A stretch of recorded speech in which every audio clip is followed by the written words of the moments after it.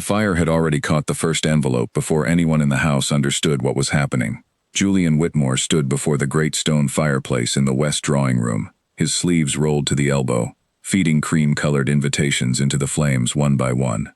Edmund, his valet, stood frozen near the door, a silver tray still balanced in his hands, watching his master destroy weeks of careful planning, without a single word of explanation. "Your Grace," Edmund said quietly, "the Countess will be here within the hour." Julian did not turn around. He picked up another invitation, traced his thumb over the gold lettering that spelled out his own name beside Serafina Vale's, and dropped it into the fire. The paper curled and blackened at the edges before catching fully, and for a moment the flames leapt higher, casting orange light across his face. "Let her come," he said. Outside the tall windows of Ashcombe Hall, the morning was bright and cold, the kind of crisp autumn light that made the gardens look like something from a painting. Servants moved along the gravel paths below, unaware that inside the house, their master was quietly setting fire to his own wedding. 3 days earlier, none of this would have seemed possible. Julian had been the picture of a dutiful son, the 7th Duke of Ashcombe, groomed since childhood to marry well and secure the family's place among the great houses of England. His engagement to Lady Serafina Vale had been announced at a grand dinner, attended by half the peerage, and the newspapers had called it the match of the season. Serafina was beautiful, clever, and connected to one of the wealthiest families in the country. On paper, there was nothing wrong with the arrangement at all. Except that Julian did not love her. He respected her. He even liked her, in the distant way one likes a pleasant acquaintance. But when he tried to imagine spending the rest of his life beside her, waking beside her every morning for 40 years, something in his chest went cold and hollow, like a room with the fire long since gone out. He had tried to ignore that feeling. He had told himself that love was a luxury men of his position could not always afford, that duty came first, that his mother's happiness and his family's future depended on this marriage. He had almost convinced himself of it. Then there was Eleanor. Eleanor Hastings had come to Ashcombe Hall 2 years earlier, hired to work in the household sewing rooms under the direction of the head seamstress. She was quiet at first, careful with her words around a family so far above her own station, but Julian had noticed her from the very beginning. There was something in the way she worked, the steady patience of her hands, the quiet intelligence in her eyes when she looked up from her stitching, that drew him back to the sewing rooms, again and again, long after any duke had reasonable business there. Their first real conversation happened by accident, in the library, on an evening when Eleanor had been sent to deliver a repaired coat and found herself waiting for someone to notice her arrival. Julian had been alone, reading by the fire, and when he saw her standing uncertainly near the door, he had smiled and asked her opinion of the book in his hands, as though she were any other guest in his home rather than a servant delivering laundry. She had answered honestly. That was what struck him most. She had not flattered him or agreed with everything he said simply because of who he was. She had disagreed with him about the ending of the novel, had explained her reasoning with a calm confidence that most people of far higher rank did not possess, and Julian had found himself laughing for the first time in months. After that evening, he began finding reasons to visit the sewing rooms. He told himself it was simply pleasant conversation, nothing more, but pleasant conversation slowly became something else. Stolen moments in quiet corridors. Letters passed quietly between them, hidden in books, in drawers, in the folds of fabric waiting to be mended. A friendship that deepened, slowly and then all at once, into something neither of them had the courage to name aloud. By the time his engagement to Serafina was announced, Julian and Eleanor had already fallen in love. He had not planned for it to happen. He had certainly not planned for it to happen with a seamstress in his own household, a woman whose position in society could not have been further from his own. But love, he was learning, did not care very much about position or planning. The night the engagement was announced, Julian found Eleanor alone in the sewing room, long after the rest of the staff had gone to bed. She had heard the news from the other servants and said nothing when he entered, only kept her eyes on the fabric in her lap, her needle moving steadily, even though her hands were not quite steady at all. "You should say something," he told her gently. "What is there to say?" she replied, not looking up. "You are the Duke of Ashcombe. I am a seamstress. This was always how it would end." It does not have to end at all." She had looked up at him then, her eyes bright with something between anger and heartbreak. "You are engaged to be married, Julian. In a matter of months you will have a wife, and I will still be here, mending her gowns, watching the two of you from a doorway I am never permitted to walk through. Do not tell me this does not have to end. It already has." He had not known how to answer her that night. He had left the sewing room with his chest aching and his mind spinning, and for weeks afterward he had thrown himself into the preparations for his wedding, as though sheer busyness might drown out the truth he did not want to face. It had not worked. Every fitting for his wedding clothes reminded him of Eleanor's hands, steady and sure, adjusting the fabric at his shoulders. Every conversation about the ceremony, the guest list, the flowers, felt like planning a funeral rather than a celebration. He smiled when he was expected to smile, and said the words he was expected to say, but underneath it all, something in him was breaking apart, piece by piece, day by day. The wedding gown itself had been the final blow. Tradition demanded that the finest seamstresses in the household work together on the Duchess's wedding gown, and despite every instinct telling him it was a terrible idea, Julian had said nothing when he learned Eleanor had been assigned to the project. Perhaps some part of him had wanted to see if she would refuse. She had not. She had accepted the assignment, with the same quiet professionalism she brought to everything, and for weeks she worked on the ivory silk gown, meant for another woman to wear beside him. He had not known, until 3 nights ago, just how much that had cost her. He had come to the sewing room late, unable to sleep, drawn there as he so often was without fully admitting to himself why. He had expected to find it empty. Instead, he had found Eleanor standing before the long mirror in the corner, wearing the nearly finished wedding gown, her reflection pale and beautiful in the candlelight, tears sliding silently down her face. She had not heard him enter. For a long moment, he simply stood in the doorway and watched her, this woman he loved, dressed in the gown meant for his wedding to someone else, grieving a future that would never belong to her. The sight of it had undone something in him completely. "Eleanor," he had said softly. She had spun around, mortified, reaching for the fastenings at her back with trembling hands, stammering apologies about curiosity and foolishness, and how she had only wanted to see how the fabric fell. He had crossed the room before she could finish, taking her hands in his to still them, and for the first time in months, he had told her the truth without holding anything back. "I cannot marry her," he had said. "I have been telling myself for months that I could. That duty would be enough, that I could learn to be content. I cannot. Every time I imagine my wedding day, I imagine you standing where she is meant to stand, and no amount of duty changes that. I love you, Eleanor. I have loved you for a very long time, and I am done pretending otherwise." She had wept harder at that, though whether from joy or fear, or some tangled combination of both, he could not entirely tell. She had reminded him, in a voice thick with emotion, of everything that stood between them. The scandal, his mother's fury, the ruin of his family's reputation, her own position, which would surely be destroyed the moment anyone learned the truth. She had begged him to think carefully before he said such things, to be certain he understood what he would be giving up. He had told her he had never been more certain of anything in his life. That conversation, 3 nights ago, had set everything that followed into motion. He had not slept since.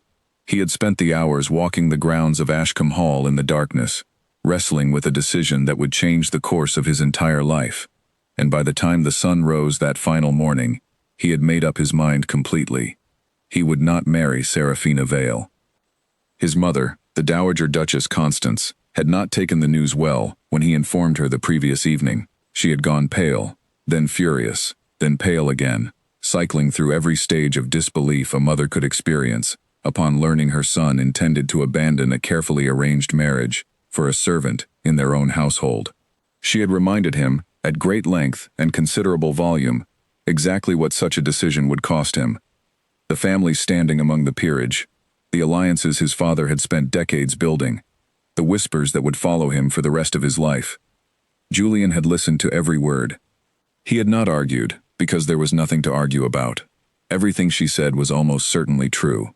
But when she finished, he had simply told her that he would rather live with the consequences of an honest choice than spend the rest of his life pretending to be content in a marriage built on nothing but convenience. She had not spoken to him since. And now, on the morning the wedding invitations were meant to be sealed and sent across the country, Julian stood before the fireplace instead, burning them one by one with his own hands. He wanted no messenger, no servant, no one else to carry the weight of this decision. It was his to make, and his to undo. The last invitation went into the flames just as the sound of carriage wheels crunched against the gravel outside. Julian straightened, wiping the faint traces of ash from his fingers, and turned toward the window in time to see Seraphina Vale's carriage rolling up the long drive toward Ashcombe Hall. Edmund, still standing near the door, cleared his throat carefully. "Shall I announce her arrival, Your Grace?" "No," Julian said. "I will meet her myself." He walked toward the entrance hall with steady steps, though his heart was pounding hard enough that he could feel it in his throat. Whatever came next, whatever storm of scandal and fury was about to break over Ashcombe Hall, he was ready to face it. He had spent too many months living a life that was not truly his own. He would not spend one more day pretending. As he reached the great front doors, and the footman pulled them open, letting in the crisp morning air, Julian caught sight of Seraphina stepping down from her carriage, dressed in pale blue silk, her expression already tightening with suspicion. Word, it seemed, had already begun to travel. Somewhere behind him, deep in the house, Eleanor was waiting, unaware that the fire in the drawing room had already sealed both their fates. Julian took a breath, squared his shoulders, and stepped forward to meet whatever was coming. The morning had only just begun, and already, everything was about to change. Seraphina Vale stepped down from the carriage with the practiced grace of a woman who had been trained since childhood to appear composed no matter what storm raged beneath the surface. Her maid followed close behind, carrying a small case, while the footman held the carriage door and bowed low. From a distance, nothing about the scene looked unusual. Up close, anyone who knew Seraphina well would have noticed the tightness around her mouth, the way her gloved hands gripped her skirts a little too firmly as she crossed the gravel drive toward the entrance of Ashcombe Hall. Julian met her at the base of the front steps rather than waiting for her inside. It felt important, somehow, that he face her directly rather than receiving her like a guest in his own house while pretending nothing was wrong. "Lady Seraphina," he said, inclining his head. "Your Grace." Her voice was cool, controlled. "I received a rather strange note this morning from my father. He tells me the invitations to our wedding have not gone out as planned. He seemed to think you might explain why." There was no gentle way to say what needed to be said.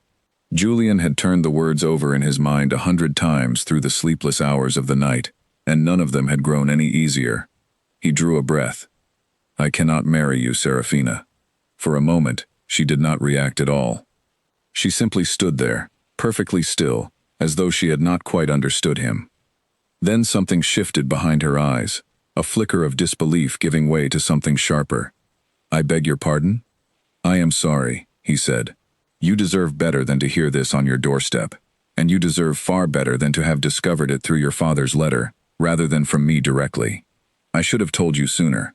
I have been a coward about it, and I am sorry for that above everything else." "You are calling off our wedding," she said it slowly, testing the words, as though saying them aloud might make them make sense. 3 weeks before the ceremony, after the announcements, after the guest lists, after every newspaper in London has already written about it. Yes. Why? It was the question he had known was coming, and still he found it difficult to answer, not because he did not know the truth, but because speaking it aloud to her, of all people, felt like another kind of cruelty. "Because I do not love you," he said finally. "I respect you a great deal, Seraphina. I think you are clever and strong, and that any man would be fortunate to have you as his wife. But I cannot marry you while my heart belongs to someone else. It would not be fair to you, and I refuse to build our marriage on a lie." Her composure cracked then, just slightly, color rising in her cheeks. "Someone else? You mean the seamstress?" Julian's silence was answer enough. "So it's true," Seraphina said, and there was real hurt beneath the anger in her voice now. "The rumors my maid mentioned last week. I told her they were nonsense, that a duke does not throw away his entire future for a servant girl. I told her she was listening to gossip beneath her station." She laughed, short and bitter. "It seems I was the fool." "You are not a fool," Julian said quietly. I am the one who allowed this to go on far longer than it should have. I told myself I could do my duty and be content. I was wrong, and you are the one paying the price for my mistake. For that I am truly sorry." Serafina studied him for a long moment, her jaw tight, her eyes bright with something that might have been tears held back through sheer force of will. When she finally spoke again, her voice had lost its heat and taken on something colder and more dangerous. "Do you understand what you are doing to me? Do you understand what people will say? I will not simply be the woman whose engagement ended. I will be the woman, a duke rejected for a servant.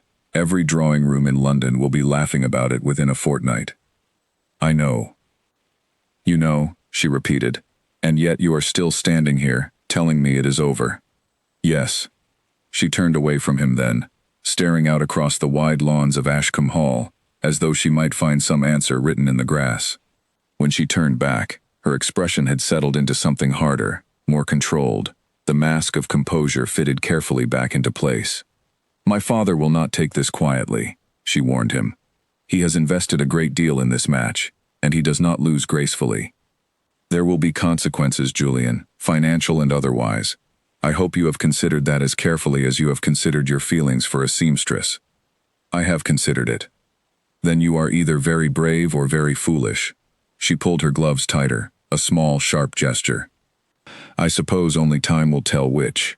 She did not wait for him to respond. She turned and walked back toward her carriage with her chin held high, every inch the composed lady she had been raised to be, though Julian did not miss the slight unsteadiness in her steps as she climbed back inside.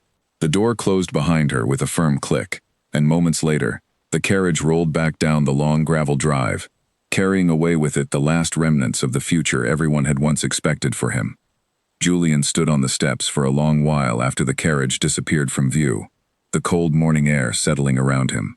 Somewhere behind those grand walls his mother was almost certainly watching from an upper window, and he knew this was only the first of many difficult conversations to come. But for the first time in months, despite everything that had just happened, he felt something close to relief. He turned and walked back inside, his footsteps echoing across the marble floor of the entrance hall. He found his mother waiting for him in the small drawing room, just off the main corridor, seated stiffly in her favorite chair, her hands folded tightly in her lap. She did not look up when he entered. "I take it that went as poorly as I expected," Constance said. "She took it better than I feared, and worse than I hoped," Julian replied. "Her father will not be pleased." "Her father," Constance said, finally lifting her gaze to meet his, "is the least of your concerns. Lord Vale is a proud man, but he will find another match for his daughter within a season. What concerns me is what you intend to do now that you have thrown away everything your father and I spent years building." "I intend to marry the woman I love." "A seamstress." His mother's voice cracked slightly on the word, though whether from anger or something closer to grief, Julian could not tell.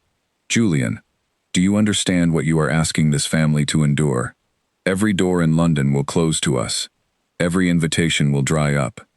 Your sisters will struggle to find suitable matches once word spreads that their brother married beneath his station for love, as though love were something a man of your position could simply choose to indulge. Then those doors were never truly open to us at all," Julian said, "if they close so easily over something as simple as who I choose to love." His mother stared at him for a long moment, and something in her expression softened just slightly, though her posture remained rigid. "You sound very much like your father when you say things like that. Perhaps I am more like him than either of us realized." Constance did not answer immediately. She rose from her chair, walked slowly to the window, and stood looking out over the gardens, where the last of the autumn leaves were beginning to fall from the old oak trees lining the drive. "Your father married for love, you know," she said quietly, after a long silence. "It scandalized half the county when he chose me over the match his own parents had arranged. I was the daughter of a merchant, Julian. Not a servant, but hardly the aristocracy either. It took years before some families fully accepted me." Julian blinked, startled by the admission. He had heard fragments of this story before, whispered by older relatives at family gatherings, but his mother had never spoken of it so plainly. "Then you understand," he said carefully. "I understand the cost of it," Constance said, turning back to face him, her eyes hard once more. I understand exactly how much it takes to build a life against the current of everyone else's expectations. I am not certain you do, not yet. And I am not certain this girl understands it either. She understands it better than anyone, Julian said. She has spent every day since we fell in love, bracing herself for exactly this kind of consequence. His mother studied him a moment longer, and then, without another word, she swept past him and out of the room, leaving Julian standing alone, amid the wreckage of a morning that had already upended everything he thought his life would be. He did not know, as he stood there in the quiet drawing room, whether his mother's parting silence was a sign of surrender or simply the calm before a much larger storm. He suspected, with a heavy feeling settling in his chest, that it was the latter. Upstairs, in the small room she had been given near the servants' quarters, Eleanor Hastings sat by her window, watching the last traces of Seraphina's carriage disappear down the long drive. She had not been told directly what had happened, but she had heard enough from the whispers already spreading through the house to understand that everything had changed, irreversibly, in the space of a single morning. She pressed a hand to her chest, where her heart was beating far too fast, and wondered, with a mixture of hope and dread she could hardly separate, what the rest of the day would bring. News traveled through Ashcombe Hall faster than any carriage could carry it. By the time the midday meal was served in the servants' hall, every maid, footman, and stable hand in the household knew that the wedding had been called off, and most of them had already guessed why. Eleanor felt the weight of their eyes the moment she stepped into the corridor outside the kitchens, conversations halting mid-sentence, glances darting toward her and then quickly away. Margaret, the head seamstress and the closest thing Eleanor had to a friend within the household, pulled her aside near the linen stores before she could reach the safety of the sewing room. "You should hear it from me before you hear it from someone crueler," Margaret said, keeping her voice low. "They are saying you bewitched him, that you used your position in the sewing rooms to work your way into his affections. Mrs. Pratt in the kitchens has already told half the staff that you ought to be dismissed before you bring ruin down on the whole household." Eleanor's stomach tightened. "And what do you believe?" Margaret's expression softened. "I believe I have watched you work beside me for 2 years, and never once have you behaved like a woman, scheming after anyone's fortune. I believe the Duke is a grown man, capable of making his own choices, and it seems unfair that you alone should bear the blame for a decision he made," with his eyes wide open. She glanced over her shoulder, then lowered her voice further. "But not everyone in this house will see it that way, Eleanor. You should be careful, very careful." The warning proved accurate within the hour. As Eleanor made her way back to the sewing room, she passed 2 footmen who fell silent as she approached, and then, once she had passed, resumed their conversation, in tones just loud enough for her to hear every word. She caught fragments, cruel and pointed, about ambitious servants who forgot their place, about women who used pretty faces to climb above their station. She kept her chin high, and her pace steady, until she reached the sewing room, and closed the door behind her, and only then did she allow her hands to tremble. She sat at her work table, staring blankly at the half-finished mending in front of her, unable to focus on a single stitch. The wedding gown, the very same one she had worn in secret 3 nights before, still hung on its stand in the corner of the room, abandoned now that there would be no wedding to wear it to. She could not bring herself to look at it directly. The door opened without a knock, and Eleanor's heart leapt into her throat before she saw it was only Julian, slipping quietly inside and closing the door behind him. "You should not be here," she said immediately. "Not now. Not with everyone already talking." "I could not stay away," he said. "Not after this morning. I needed to see you, to know that you were well." "Well," Eleanor let out a short, humorless laugh. "The entire household believes I bewitched you into abandoning your bride. Mrs. Pratt wants me dismissed before nightfall. I passed 2 footmen not 10 minutes ago discussing exactly how far a servant might fall for forgetting her place." She shook her head, pressing her palms flat against the work table to steady herself. "This is precisely what I feared, Julian. This is exactly what I tried to warn you about." "Then let them talk," Julian said, crossing the room to stand beside her. "Let them say whatever cruel things they wish. None of it changes the truth."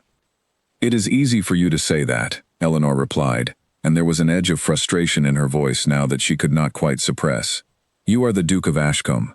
Whatever scandal follows this decision, you will still wake up tomorrow with your title intact, your fortune intact, your place in the world entirely secure.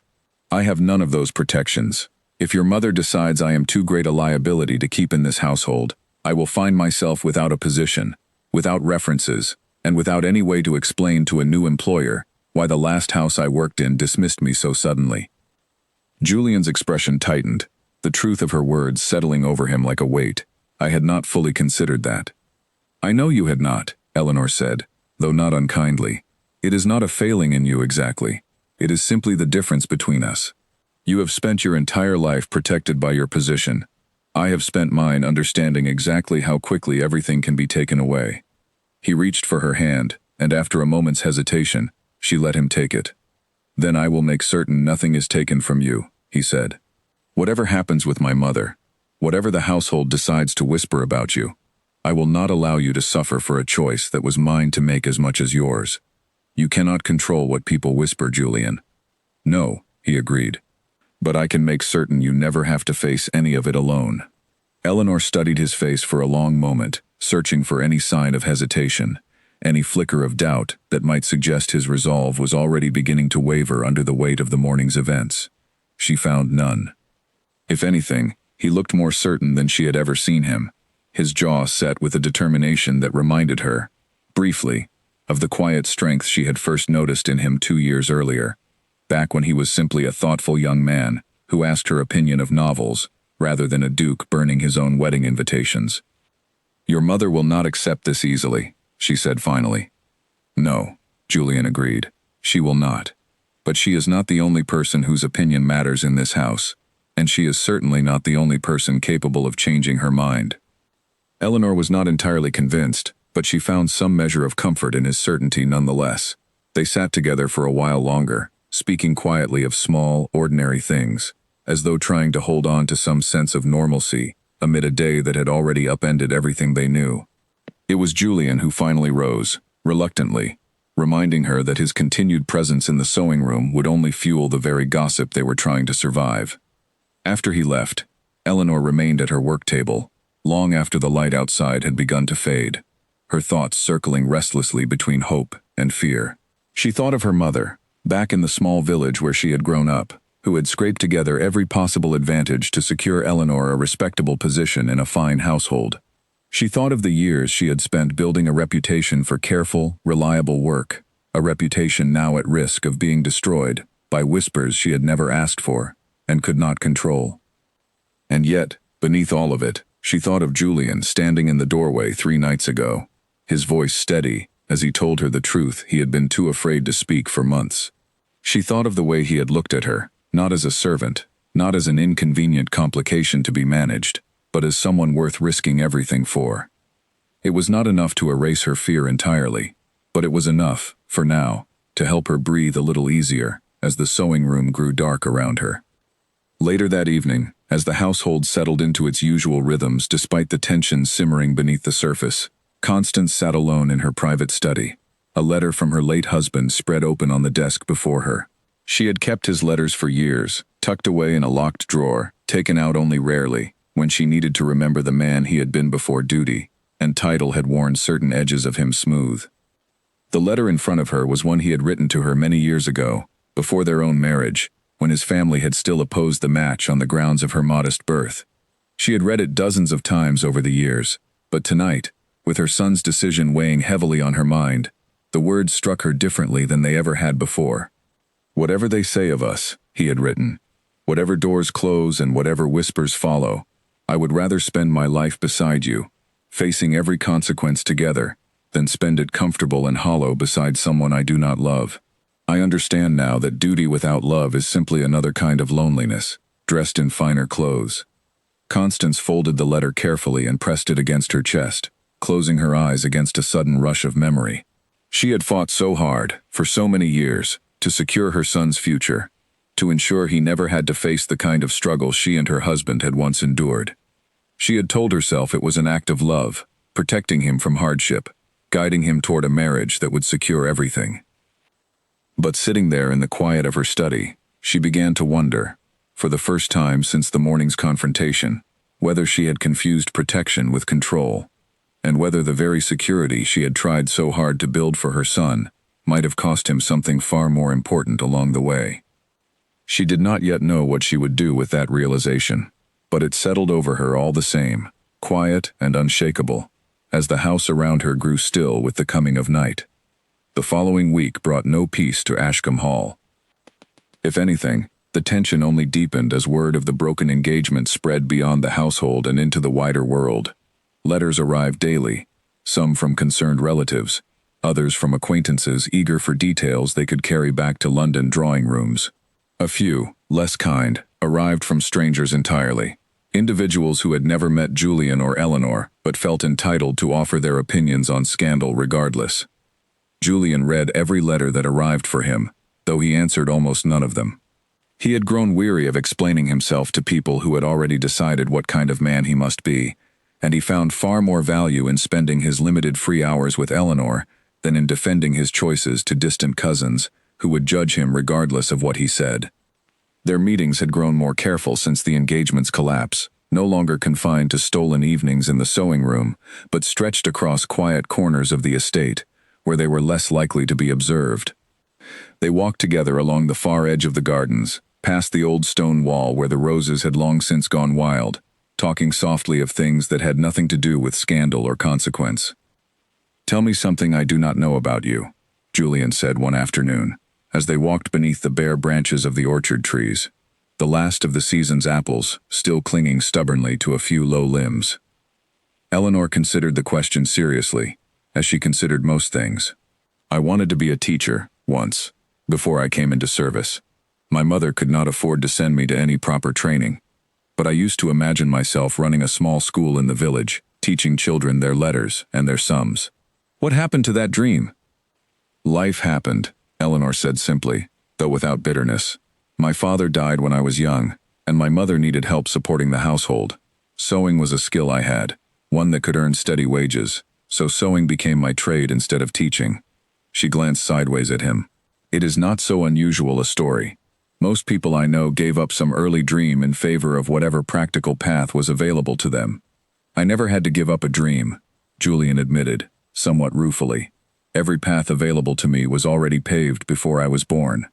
I was raised to inherit this title, this estate, these responsibilities, and no one ever asked whether I wanted something different. Did you want something different?" Julian was quiet for a moment, turning the question over carefully before answering. "I think, in a way, I always assumed contentment would simply arrive once I fulfilled my duties correctly. Marry well, manage the estate responsibly, produce an heir, and happiness would follow naturally as a reward for doing everything properly." He shook his head slightly. "I understand now how foolish that assumption was. Duty fulfilled perfectly does not guarantee happiness at all. Sometimes it only guarantees a very comfortable kind of emptiness." Eleanor reached for his hand, lacing her fingers through his without hesitation, a small gesture that had become easier between them with each passing day, even as the world around them grew more complicated. "I am sorry that it took so much pain to learn that." "I am not," Julian said, surprising her. "If it had taken less pain, I might never have learned it at all. I might have married Serafina, told myself I was content, and spent the rest of my life never quite understanding what was missing." They walked in comfortable silence for a while after that, the crunch of fallen leaves beneath their feet the only sound beyond the distant call of birds preparing for the coming winter. It was Eleanor who finally broke the silence, her voice quieter now, more hesitant than before. "Julian, I need to ask you something, and I need you to answer honestly, even if the answer is difficult to hear. Of course. Have you thought about what happens if your mother never accepts this? If Lord Vale follows through on whatever threats he has made, and your family's fortunes suffer for it? Have you thought about what your life might look like, years from now, if choosing me costs you everything you were raised to protect?" Julian stopped walking, turning to face her fully. "I have thought about it, more than you might imagine, especially during the nights when I cannot sleep." He paused, choosing his words carefully. "I will not pretend the consequences do not frighten me, Eleanor. They do, but every time I imagine the alternative, imagine a lifetime spent beside someone I do not love, simply to preserve wealth and status I did not earn and do not fully value, the fear of losing those things stops feeling quite so significant." "That is easy to say now," In the first weeks of heartbreak and defiance, Eleanor said gently, "It may not feel so easy in 10 years, if the estate struggles, if your mother never speaks to you again, if every door in London remains closed to us both." "You are right to worry about that," Julian said. "I would think less of you if you did not. But I need you to understand something, Eleanor. I am not choosing you out of some fleeting rebellion against my mother, or some romantic notion that love alone will solve every practical problem we face. I have watched my father's letters, read his own account of choosing my mother against his family's wishes, and I know the cost was real. I know it took years to rebuild certain relationships, that some doors never fully reopened. But he never once regretted the choice, not in any letter I have found, not in any conversation I remember from childhood. He built a life he was proud of, beside a woman he loved, and I believe, with everything in me, that we can do the same." Eleanor's eyes had grown bright with unshed tears by the time he finished speaking, and she pressed her free hand against her mouth for a moment, steadying herself before she trusted her voice to answer. "I have spent so many nights convincing myself this could not possibly last, that eventually, the reality of everything we would lose would outweigh whatever we feel for each other now. And now, she said slowly, I am beginning to believe you might actually mean every word you say." He drew her closer, resting his forehead gently against hers, and for a long moment neither of them spoke at all, simply standing together beneath the bare orchard trees, the cold afternoon air settling around them like a held breath. It was Margaret who found them eventually, hurrying along the garden path with an expression that immediately told Eleanor something was wrong. "Eleanor," Margaret called, slightly breathless. "You are needed in the house at once. Lord Vale has arrived." Eleanor's stomach dropped. Julian's expression hardened instantly, his hand tightening around hers before he released it, both of them understanding without needing to say it aloud, that whatever conversation awaited them inside Ashcombe Hall would likely be far less gentle than the one they had just shared. "I will go with you," Julian said. "No," Eleanor said quickly. "If Lord Vale sees us arriving together, it will only confirm every suspicion he already holds. Let me go in through the servants' entrance, as I normally would. You should enter through the front, as the Duke of your own house. Whatever he has come to say, you should hear it as the master of Ashcombe Hall, not as a man caught sneaking through his own gardens with a seamstress." Julian did not like the plan, but he recognized the wisdom in it all the same. He watched Eleanor hurry off toward the servants' entrance with Margaret, her shoulders squared despite the fear he knew she must be feeling, and then he turned and made his own way toward the front of the house, bracing himself for whatever confrontation Lord Vale had traveled so far to deliver. The gardens fell quiet behind them, the wild roses along the old stone wall trembling slightly in the cold afternoon wind, indifferent to the storm now gathering inside the grand house beyond. Lord Vale was waiting in the great hall when Julian arrived, his tall frame rigid with barely restrained anger, his gloved hands clasped tightly behind his back. He did not offer the usual courtesies of greeting, did not incline his head or extend a hand, only fixed Julian with a hard stare the moment he entered the room. "Your Grace," Lord Vale said, his voice clipped and cold, "I trust you know why I have come." "I imagine I do," Julian replied evenly. "Would you care to sit, Lord Vale? I would rather we speak like reasonable men than shout at each other in my entrance hall." "I have no interest in sitting," Lord Vale snapped.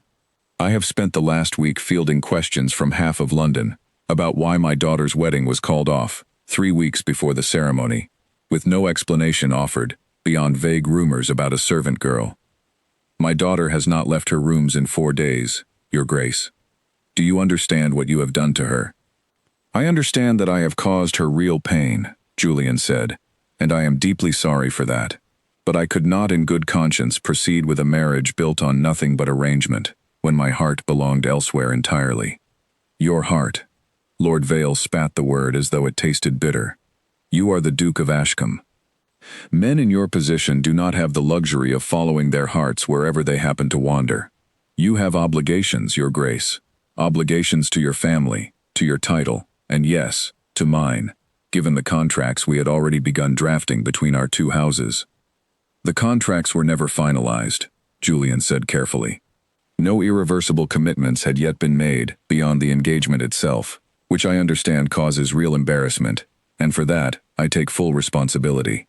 But I will not be lectured about obligations to a marriage I never should have agreed to pursue in the first place. Lord Vale's face darkened further. You will regret this decision, Your Grace. I promise you that. I have friends in every corner of London society. Friends who will remember exactly how you treated my daughter when they consider whether to invite the Duke of Ashcombe to their homes, or whether to include his name on any guest list of consequence. You may believe love is worth this price now, in the heat of your infatuation, but you will discover soon enough exactly how isolating that price can become. I have already considered that possibility, Julian said, his voice steady despite the weight of the threat. I do not make this decision lightly, Lord Vale. But I would rather face isolation with honesty than comfort built on deception. Lord Vale studied him for a long moment, some of his fury giving way to something closer to genuine bewilderment, as though he could not quite comprehend a man willingly choosing scandal over security. You truly mean to marry her, then? The seamstress. I do. Then you are a fool, Lord Vale said, though his voice had lost some of its earlier heat, settling instead into something almost weary. A fool with a good heart, perhaps, but a fool nonetheless. I hope, for your sake, that this girl is worth everything you are about to lose. She is worth far more than that, Julian said quietly.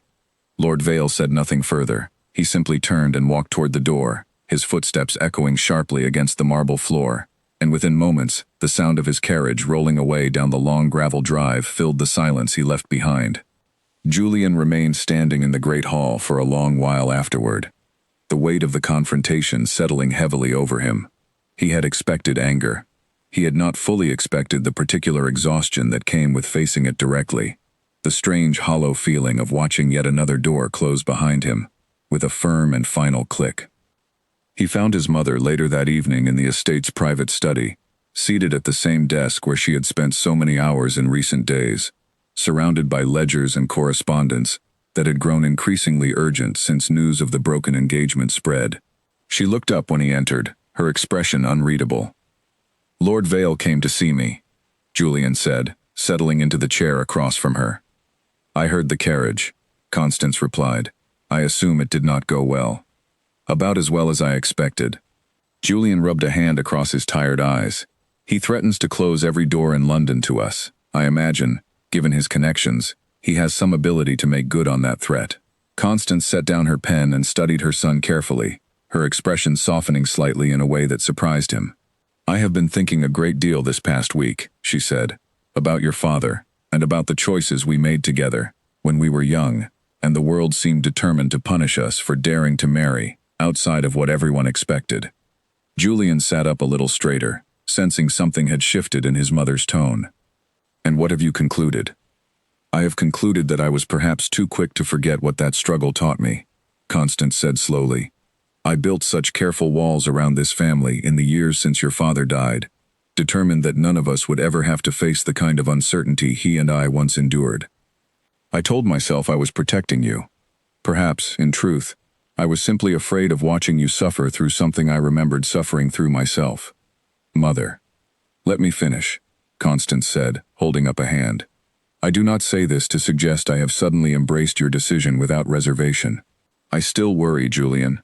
I worry about the practical consequences, about the estate's finances, about your sister's prospects, about 100 small difficulties that come with defying society so openly. Those concerns have not vanished simply because I have begun to understand your reasoning. I would not expect them to vanish so quickly. But, Constance continued, I find I cannot in good conscience continue standing in your way. Not when I remember so clearly what it felt like to have my own family attempt to do the very same thing to me and your father, all those years ago. It would be a particular kind of hypocrisy, would it not, for me to deny you the very happiness I fought so hard to claim for myself. Julian felt something loosen in his chest, a tension he had been carrying since the morning he burned the invitations, easing slightly for the first time in days. Does this mean you will accept Eleanor? It means, Constance said carefully, that I am willing to meet her properly, to speak with her directly, rather than judging her only through the whispers of servants and the gossip of London drawing rooms.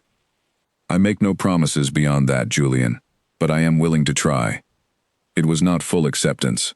It was not even close to the warm welcome Julian might have once imagined for the woman he intended to marry. But after the difficult days that had preceded it, his mother's willingness to simply meet Eleanor, to consider her as a person rather than a scandal to be managed, felt like more progress than he had dared to hope for.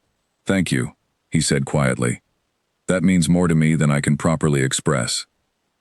Constance's expression remained guarded, but something almost like warmth flickered briefly across her face before she returned her attention to the ledgers spread across her desk. "Do not thank me yet," she said. "We have a great deal of difficult ground still to cover before this family finds any real peace again. But perhaps, if your father's example is any guide, peace is still possible, even after everything that has happened this week." Julian left the study feeling lighter than he had in days, though he knew better than to believe the hardest challenges were already behind them. Lord Vale's threats still loomed, the wider world's judgment had barely begun to make itself felt, and Eleanor herself remained deeply uncertain about a future that still seemed, in so many ways, impossibly fragile. But for the first time since the morning he burned the wedding invitations, Julian allowed himself to believe that fragile did not necessarily mean impossible. The meeting between Eleanor and the Dowager Duchess was arranged for the following afternoon, and Eleanor spent the hours leading up to it in a state of quiet, controlled panic that she tried very hard not to show. Margaret helped her dress that morning, choosing a simple but well-made gown from Eleanor's modest collection, brushing her hair back into a neat arrangement that looked respectable without appearing as though she were trying too hard to impress. "You will be fine," Margaret assured her, tucking a final pin into place. "Just answer her questions honestly. She strikes me as a woman who values honesty above flattery." "She strikes me as a woman who has every reason to hate me," Eleanor replied, studying her pale reflection in the small mirror. "I am the reason her son's carefully arranged future collapsed in a single morning." "You are the reason her son finally found something worth fighting for," Margaret corrected gently. "There is a difference, even if it does not feel that way today." Eleanor was not entirely convinced, but she had little choice except to trust that Margaret's optimism carried some truth to it. She made her way to the private drawing room, where Constance had requested the meeting take place, her hands clasped tightly in front of her to keep them from trembling, and knocked softly on the door before entering. Constance was seated near the window, a cup of tea untouched on the small table beside her, and she studied Eleanor with an expression that gave away very little as she stepped into the room. "Miss Hastings," Constance said, "please, sit." Eleanor obeyed, perching carefully on the edge of the chair across from the Dowager Duchess, her spine straight, her hands folded in her lap. For a long moment, neither woman spoke, the silence stretching uncomfortably between them, until Constance finally broke it. "I imagine you know why I have asked to speak with you." "I believe so, Your Grace." "Then I will not waste either of our time with unnecessary pleasantries." Constance set down her teacup and folded her hands. "My son tells me he loves you.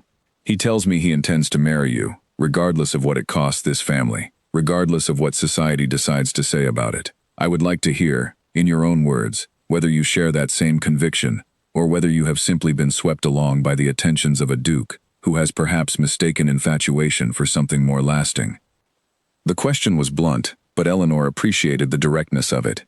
She had spent enough of her life navigating careful, coded conversations among the wealthy families she served. A straightforward question, however difficult, felt almost like a relief. "I love him, Your Grace," Eleanor said simply. "I did not seek his affection when it first began. I understood, from the very beginning, exactly how impossible this situation would become, and I tried, more than once, to discourage him from pursuing it further. But I could not, in honesty, discourage my own feelings, simply because they were inconvenient." "And what happens," Constance asked, "when the inconvenience grows far beyond what either of you currently imagine? When doors close that cannot easily be reopened? When friends abandon this family? When the practical burdens of scandal settle over your daily life, in ways neither of you has yet experienced? Love is easy to declare in the early weeks of defiance, Miss Hastings. It becomes considerably more difficult to sustain once the true cost begins arriving." "I understand the cost better than you might expect, Your Grace," Eleanor said, meeting the older woman's gaze steadily. "I have spent my entire life understanding exactly how quickly security can be taken away. I know what it means to worry about wages, about references, about whether a single misstep might cost me my livelihood entirely. I do not enter this arrangement naively, believing love alone will solve every practical difficulty ahead of us. Something shifted slightly in Constance's expression, a flicker of genuine interest replacing some of her earlier guardedness. Then why enter it at all?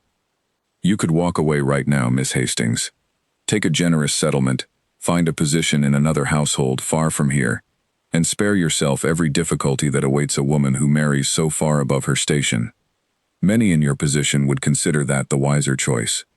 Eleanor considered the question carefully before answering. Because, Your Grace, I have spent my life making careful, practical choices, exactly as you describe. I chose sewing over teaching, because it offered steadier wages. I chose caution over risk, in nearly every decision I have made since my father died. And for the most part, those choices have served me well enough. She paused. But when I think of walking away from Julian now, of spending the rest of my life wondering what might have been possible if I had simply been brave enough to try, I find that particular kind of caution frightens me more than any scandal ever could. Constance was quiet for a long moment, studying Eleanor with an expression that had softened considerably since the conversation began. When she finally spoke again, her voice carried less formality than before. You remind me a great deal of myself, at your age, she admitted. I made a similarly frightening choice once, against every practical instinct I possessed, and spent years afterward wondering whether I had been brave or simply foolish. It took a long time before I stopped questioning it entirely. And now, Your Grace, do you still question it? No, Constance said, and something almost like a smile touched the corner of her mouth. Now I simply remember it as the best decision I ever made, even accounting for every difficulty that followed. She studied Eleanor for another moment, then rose from her chair, extending a hand in a gesture that surprised them both. I will not pretend this meeting has resolved every concern I carry about this arrangement, Miss Hastings, but I find myself, against my better judgment perhaps, inclined to believe you are exactly the kind of woman capable of weathering whatever difficulties lie ahead. Eleanor rose as well, taking the offered hand with a mixture of relief and disbelief she could hardly contain. Thank you, Your Grace. I promise you, I will not take this chance lightly. See that you don't, Constance said, though her tone had warmed considerably. My son has given up a great deal to be with you. I expect you to understand the full weight of that, every single day for the rest of your life together. I do understand it, Eleanor said quietly. I understand it more than words can properly express. Constance studied her for a final moment, then nodded slowly, as though some private verdict had finally been reached. Then perhaps, she said, we have some difficult work ahead of us, preparing this family and this household for whatever comes next. It will not be easy, Miss Hastings, but I begin to suspect it may, in time, prove worthwhile. Eleanor left the drawing room, feeling as though a great weight had lifted from her chest, though she knew better than to believe every obstacle had been resolved so simply. Lord Vale's threats still loomed over the family's future. The wider world's judgment had barely begun to arrive in full force, and somewhere beyond the walls of Ashcombe Hall, society was still whispering, still speculating, still preparing to render its harsh verdict on a duke who had dared to choose love over duty. But for the first time since the scandal began, Eleanor allowed herself to believe that perhaps, with time and patience, even the most unlikely alliances might eventually find their footing. She found Julian waiting anxiously near the top of the staircase, and the moment he saw her expression, some of the tension visibly drained from his shoulders. It went well? He asked. Better than I dared hope, Eleanor admitted, allowing herself a small, genuine smile for the first time in days. Your mother is a formidable woman, Julian. I begin to understand exactly where you inherited your stubbornness. Julian laughed, a real laugh, the first Eleanor had heard from him since the morning the invitations burned, and for a brief, precious moment, standing together at the top of the grand staircase, the weight of the world beyond Ashcombe Hall seemed to fade quietly into the background. The peace Julian and Eleanor found that afternoon did not last long. Within a fortnight, Lord Vale had made good on his earlier threats, and the consequences began arriving in ways both practical and painful. Several long-standing business partnerships connected to the Ashcombe estate quietly withdrew their support, citing vague concerns about stability that everyone understood to be thinly veiled references to the scandal. Invitations that had once arrived weekly from prominent London families slowed to a trickle, then stopped almost entirely. Even a few tenant families on the estate, ordinarily loyal and unbothered by matters of high society, began asking quiet questions about whether the Duke's judgment could still be trusted to manage their livelihoods responsibly. Julian spent long hours in the estate's study during those weeks, poring over ledgers and correspondence with his steward, trying to determine exactly how much damage had been done and how much further it might spread before the situation stabilized. It was tedious, exhausting work, made heavier by the constant awareness that every difficulty now traced directly back to his own decision. "The numbers are concerning, Your Grace," his steward, a careful and long-serving man named Frederick, admitted one evening as they reviewed the latest reports by candlelight. "Not catastrophic, not yet, but concerning. If 2 more of our trading partnerships withdraw, we may need to consider reducing staff or delaying some of the planned improvements to the eastern farms. Do what you must to protect the tenants first," Julian said firmly. "Whatever cuts need to be made, they should not fall on the people who depend on this estate for their daily bread. Understood, Your Grace. Though I should note, some of those cuts may eventually need to touch the household itself." Julian understood the implication clearly enough, and it settled over him with real weight. If the estate's finances continued to suffer, difficult decisions about household staff might eventually become unavoidable, and he could not shake the uncomfortable awareness that Eleanor herself, as a member of that same household, might one day find her own position affected by the very scandal her relationship with him had caused. He raised the concern with her that evening, finding her in the sewing room where she had returned to her regular duties despite the growing awkwardness of her position within the household. She listened carefully as he explained the estate's financial troubles, her expression growing more troubled with every detail. "You are telling me," she said slowly, once he had finished, "that our situation may eventually cost other people their livelihoods, servants who had nothing to do with any of this, tenant families who depend on the estate's stability. I am telling you it is a possibility we need to prepare for," Julian said.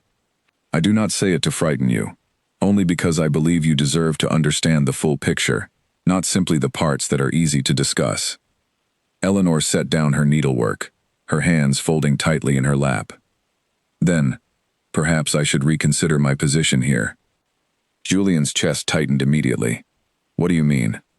"I mean," Eleanor said carefully, "that if my presence in this household continues to strain relationships that keep this estate financially secure, perhaps it would be wiser for me to leave. Take a position elsewhere, somewhere far removed from Ashcombe Hall, until enough time has passed for the scandal to fade and the estate's fortunes to stabilize." "No." The word came out sharper than Julian intended, and he softened his tone immediately, though his conviction remained unshaken.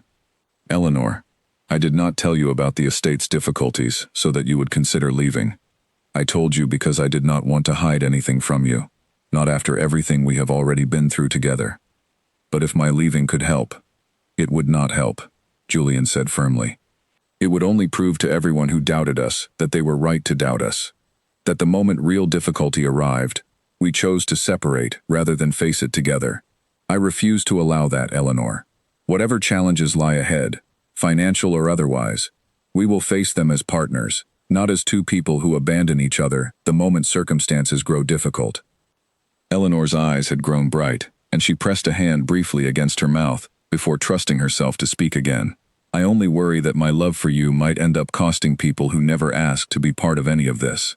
"Then let us worry about that together," Julian said gently, taking her hands in his.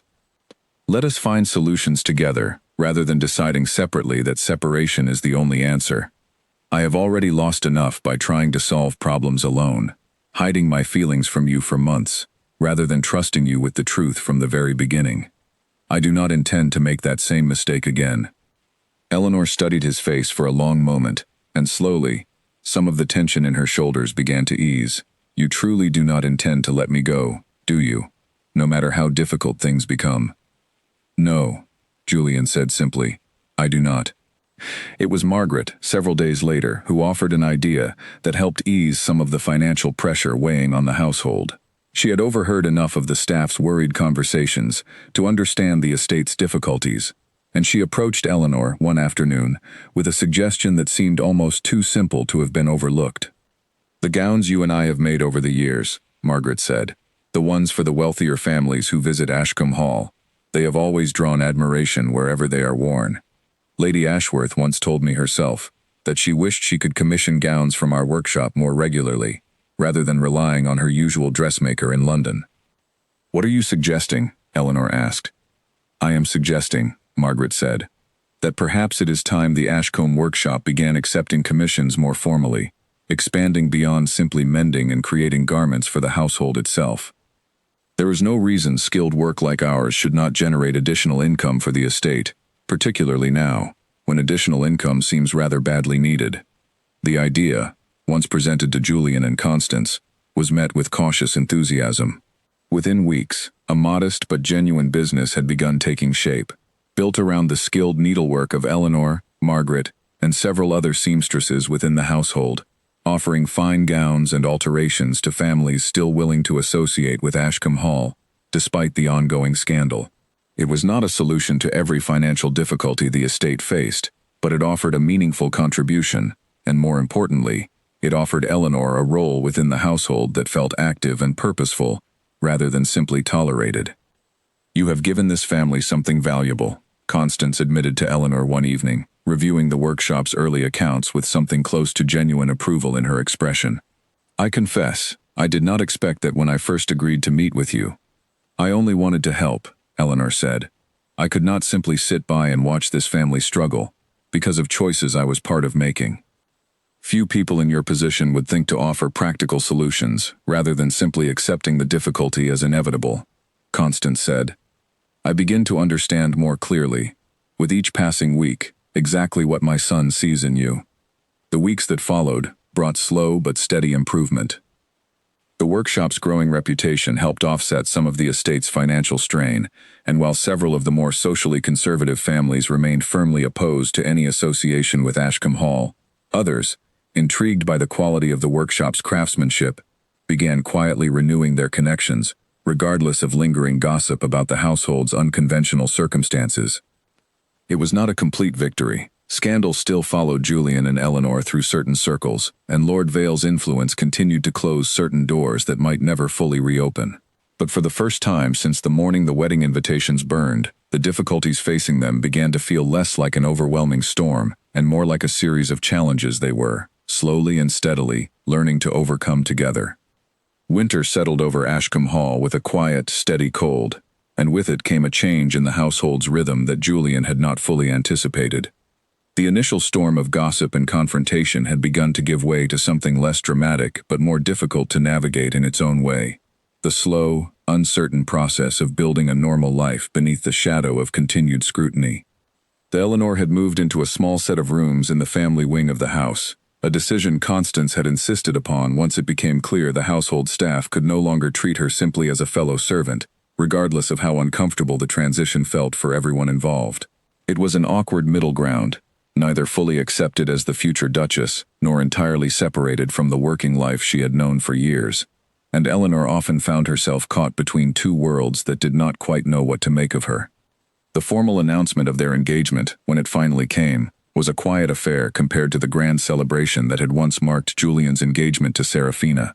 There was no elaborate dinner attended by half the peerage, no lengthy newspaper coverage celebrating the match of the season.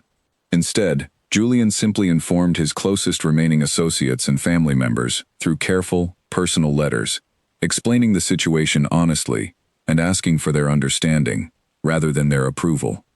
Some responded with warmth.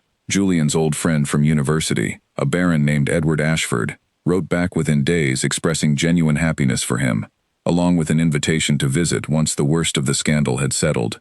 A distant aunt, known throughout the family for her unconventional opinions, sent a brief but enthusiastic letter praising Julian's courage and expressing eagerness to meet the woman who had inspired such a dramatic change of heart. Others responded with silence, which in its own way spoke just as clearly as any harsh words might have. The most difficult moment came at a small gathering hosted by Lady Ashworth, one of the few prominent families who had remained cautiously willing to associate with Ashcombe Hall despite the ongoing scandal.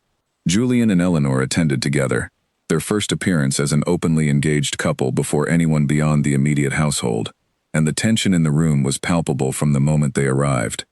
Conversations paused as they entered. A few guests offered polite, careful greetings, while others found sudden reasons to examine the refreshment table. or step out onto the terrace rather than acknowledge the couple directly. Eleanor kept her chin high throughout, though Julian could feel the slight tremor in her hand where it rested against his arm, betraying the calm composure she worked so hard to maintain. It was during this uncomfortable gathering that Serafina Vale herself made an unexpected appearance, arriving nearly an hour after the event had begun, accompanied by her father.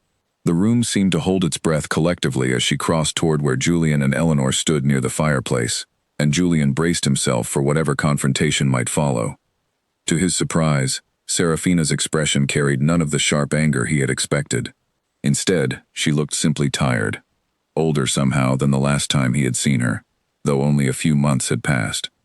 "Your Grace," Serafina said, addressing Julian first with careful formality, before turning her attention deliberately toward Eleanor.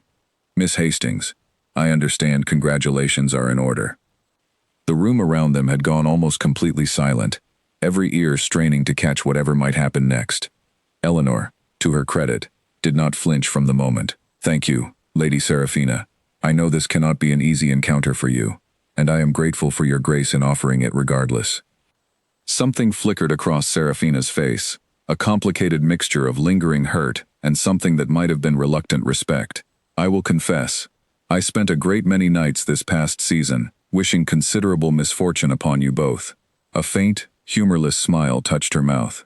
"But I have also had time to consider the matter more carefully, and I find I would rather direct my energy toward my own future than continue dwelling on a match that clearly was never meant to succeed." "That is a wiser perspective than many would manage in your position," Julian said quietly.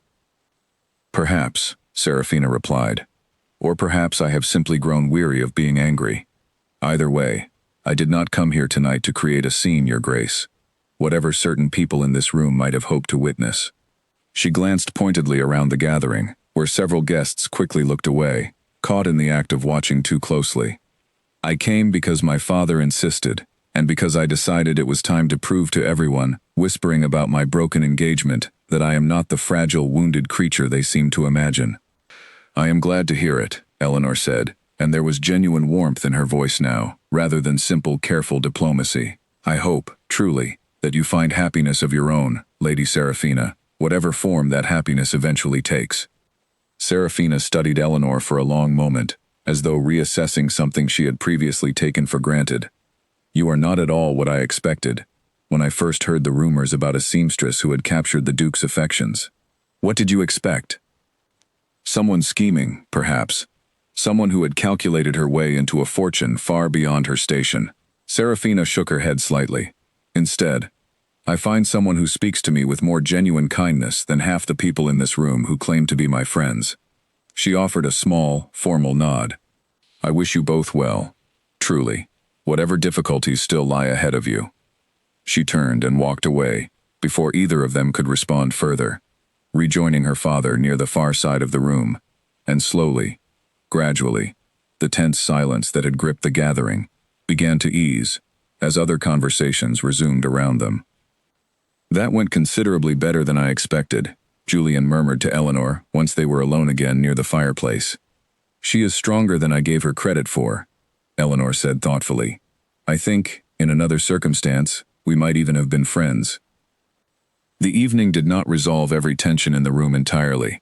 Several guests remained visibly uncomfortable throughout the rest of the gathering, and Julian overheard at least 2 conversations where his name was mentioned, in tones clearly meant to carry judgment rather than warmth.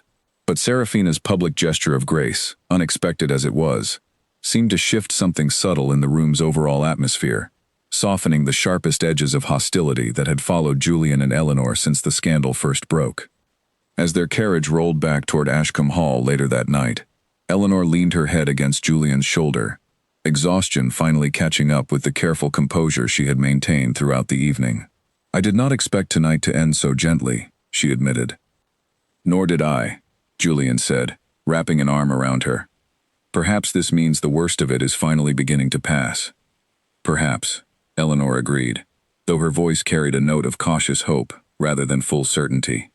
"Or perhaps it simply means we have survived one difficult evening, among many still to come. Either way, I find I am grateful for it, whatever it means for the days ahead."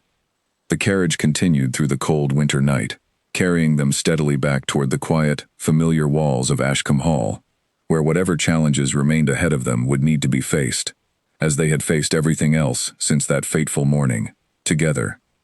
By early spring, enough time had passed that Julian and Eleanor felt ready to begin planning their wedding in earnest, though the planning itself looked nothing like the grand affair that had once been arranged for his marriage to Serafina. There would be no elaborate guest list drawn from every prominent family in London, no lengthy newspaper announcements celebrating the match of the season. Instead, Julian and Eleanor agreed, after long conversations on quiet evenings together, that their wedding should reflect the life they actually intended to build, rather than the life society might have once expected of a duke. "I do not want a ceremony filled with people who spent the last several months whispering about us," Eleanor said one evening, as they sat together in the small study Julian had begun using more regularly since taking a more active role in reviewing the estate's finances alongside his steward. "I would rather stand before a handful of people who genuinely wish us well, than a grand hall filled with strangers performing polite smiles for the sake of appearances."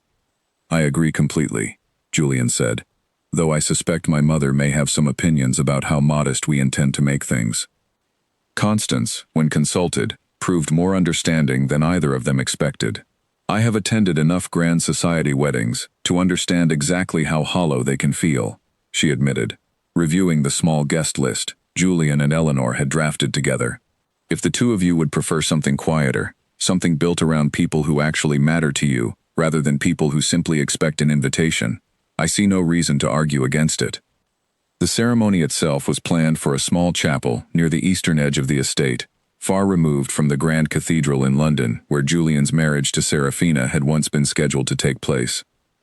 The guest list included Julian's immediate family, a handful of close friends including Edward Ashford and his wife, several members of the household staff who had grown close to Eleanor over her years of service, and Eleanor's own mother, who traveled from her small village for the first time in years to witness her daughter's wedding.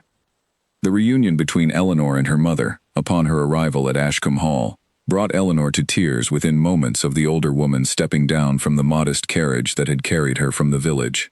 Mrs. Hastings, a small, weathered woman with the same steady, patient eyes as her daughter, embraced Eleanor tightly before pulling back to study her, with an expression of mingled pride and disbelief.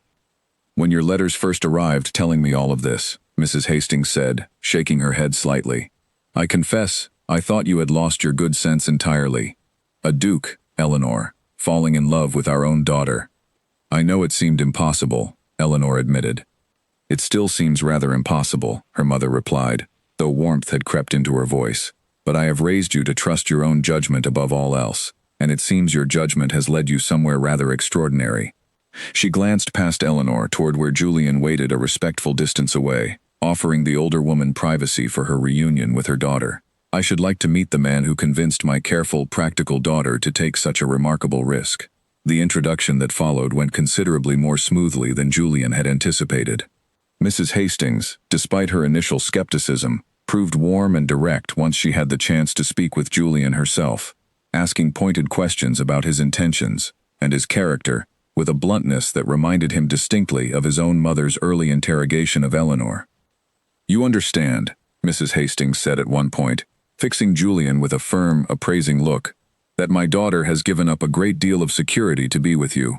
Steady wages, a respectable position, a clear path forward, that did not depend on the whims of high society. I trust you intend to make certain that sacrifice was worthwhile." "I intend to spend the rest of my life ensuring exactly that, Mrs. Hastings," Julian replied, without hesitation.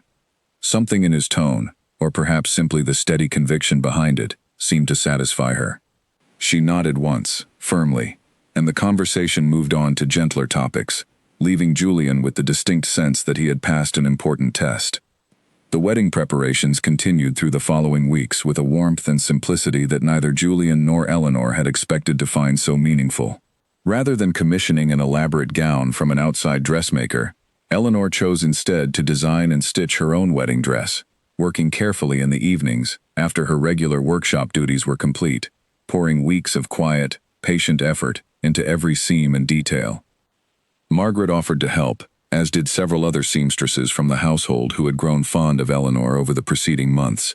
and the gown that gradually took shape reflected not the formal, distant elegance of the dress once meant for Serafina, but something warmer and more personal, chosen and crafted entirely according to Eleanor's own taste, rather than the expectations of society. "It feels strange," Eleanor admitted one evening, studying the nearly finished gown on its stand. "To think that the last wedding dress I worked on in this house was meant for someone else entirely, and now I am creating one meant for my own wedding, in the very same room." "Strange or fitting?" Margaret asked, smiling. Eleanor considered the question for a long moment before answering. "Perhaps both," she said finally. "Strange, because I never imagined my own life taking such an unexpected turn. Fitting, because I think this room, more than any other in the house, is where everything between Julian and me truly began." As the wedding day drew closer, letters continued arriving from various corners of Julian's social circle, some offering warm congratulations, others maintaining the same cool distance that had followed the couple since the scandal first broke. Lord Vale's influence, though it had softened somewhat since Serafina's own gracious gesture at Lady Ashworth's gathering, still closed certain doors that seemed unlikely to reopen anytime soon. But Julian found, with each passing week, that these lingering difficulties troubled him considerably less than they once had. "I used to measure my life almost entirely by how well I met the expectations of people I barely knew," he admitted to Eleanor one quiet evening, as they walked together through the estate's gardens, the first tentative signs of spring beginning to appear among the bare branches surrounding them. "Approval from society, from distant relatives, from people whose opinions of me were built on nothing more than my title and my fortune. I understand now how little any of that ever truly mattered." "What matters now?" Eleanor asked, though she already suspected the answer. "This," Julian said simply, gesturing between them. "You, and the life we are building together, regardless of who approves of it and who does not. I have never felt more certain of anything in my life." Eleanor smiled, leaning into him as they continued their walk through the quiet gardens, the promise of their wedding day drawing steadily closer with each passing evening. Whatever challenges still remained ahead of them, whatever doors remained closed, and whatever whispers continued to follow them through certain corners of society, both of them had come to understand, through months of difficulty and unexpected grace, that the life worth building was rarely the one that came easily. It was the one built, deliberately and patiently, on a foundation of honesty, courage, and love strong enough to withstand whatever storms still lay ahead.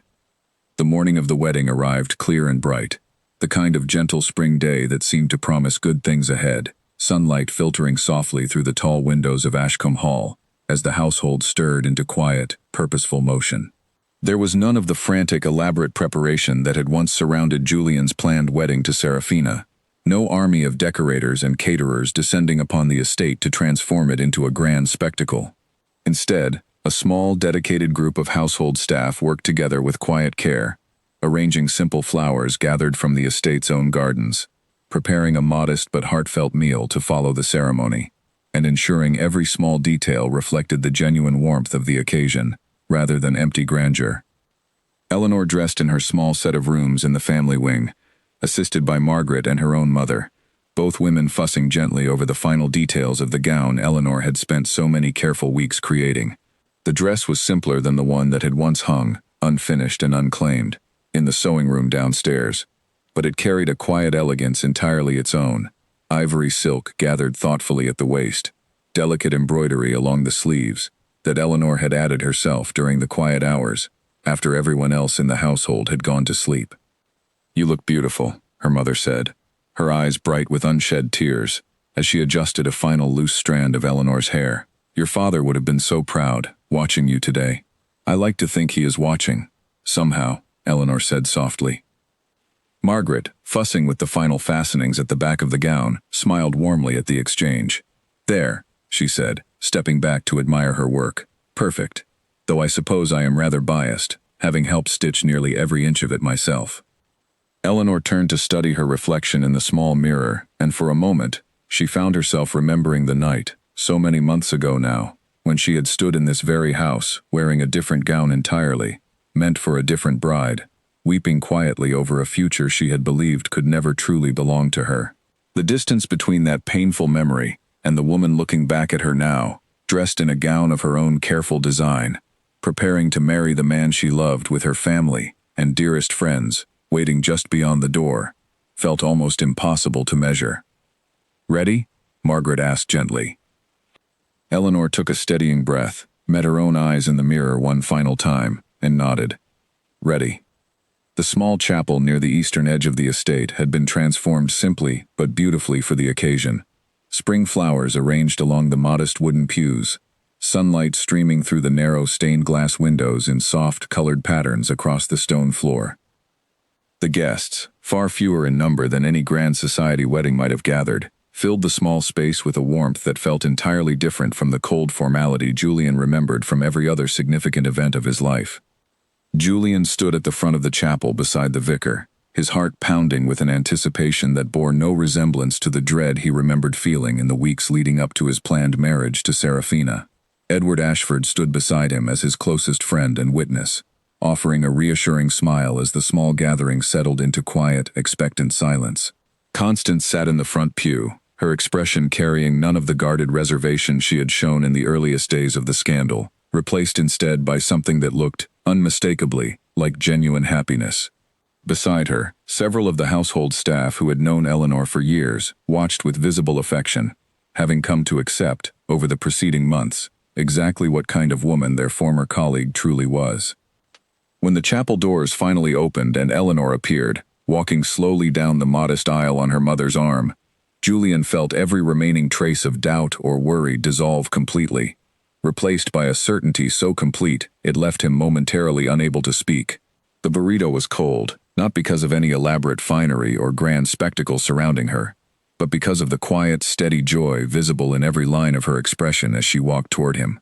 The ceremony itself was simple, brief, and deeply sincere. The vicar spoke warmly of love built on honesty and courage rather than convenience, of partnerships strong enough to weather real difficulty rather than relationships that existed only in comfortable, untested circumstances. When the moment came for Julian and Eleanor to exchange their vows, both spoke clearly and steadily, their voices carrying none of the practiced formality that so often accompanied grand society weddings, but instead something far more genuine and unmistakably their own. "I promise," Julian said, holding Eleanor's hands in his, "to choose you every day for the rest of my life, exactly as I chose you on the morning I burned every invitation to a wedding that was never truly meant to happen. I promise to build a life with you built on honesty rather than appearance, on partnership rather than convenience, for as long as we both shall live." Eleanor, her eyes bright with happy tears, answered in kind. "I promise to stand beside you through whatever challenges still lie ahead of us, exactly as I have stood beside you through everything already behind us. I promise that this love, which once felt impossible, will remain the truest and steadiest part of both our lives, for as long as we both shall live." When the vicar finally pronounced them husband and wife, a warmth swept through the small chapel that felt entirely different from the polite, distant applause that might have greeted a grander society wedding. This was genuine joy, shared among people who had watched Julian and Eleanor fight for this moment through months of real difficulty, and the sound of it, warm laughter and heartfelt congratulations echoing through the modest stone chapel, felt to Julian like the truest celebration he could have possibly imagined. The small gathering that followed at Ashcombe Hall carried the same warmth throughout the afternoon and into the evening, guests mingling freely across boundaries that would once have seemed impossible to cross. Household staff and distant relatives and close friends all gathered together in genuine celebration rather than careful, performed politeness. Constance, watching her son and his new wife move through the gathering together, found herself thinking often of her own husband, of the letter she had reread so many times in the difficult early weeks of the scandal, and of how completely her son had come to embody the very lesson that letter had once taught her, so many years ago. Late that evening, as the celebration began winding down and guests slowly departed toward their own homes and carriages, Julian and Eleanor found a quiet moment alone together, near the same fireplace in the drawing room where the wedding invitations to another marriage entirely had once burned to ash. "Do you remember?" Julian said softly, wrapping an arm around his new wife as they stood together, "standing right here, watching me burn every invitation, uncertain whether I had made the right choice or the most foolish decision of my life?" "I remember," Eleanor said, leaning into him.